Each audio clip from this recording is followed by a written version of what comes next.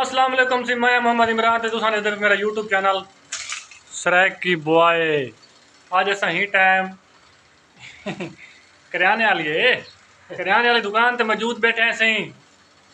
खंड भी है ते चीनी भी है, इन्हें कोल घ्यू भी लभ वेंदे, डालडा ही लभ वेंदे, पत्ती लभ वेंदी है, चाह लभ वेंदी है, नमक लभ वेंदे, लूण लभ वेंदे, यानी कि हर शय करियाने वाली था मौजूद है। नस्वार लीड़ा यानी कि हर चीज़ है।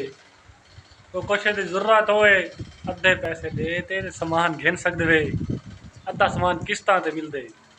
जरूरत होए तो मैंने रात तक रसो, अद्धा सामान चाहो यानी कि दो, अद्धे पैसे किस्तां हिसाब नाल।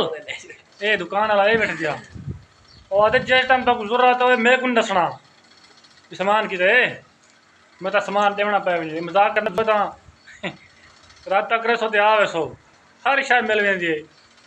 बाकी तो बोतल नहीं खावा यार, बोतल ही है ना करियाना है ना।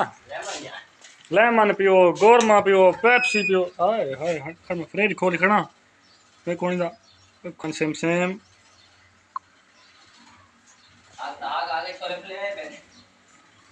ए सही गोरमे दा माल पे, ए पेप्सी दा माल पे, ओ जूस पेन, ए लेमन पे ये सही 10 रुपये लेमन, 10 रुपये लेमन, 10 रुपये लेमन।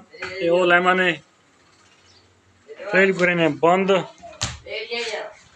ए लेमन खाली थी पी है।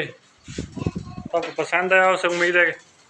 ये दुकान वाला ये अगू सारा सरैकी माहौल सारा सारा निज़ाम यानी खुला माहौल होंदा सारा इलाके का। तो इंशाल्लाह तक उम्मीद है कि तक साडा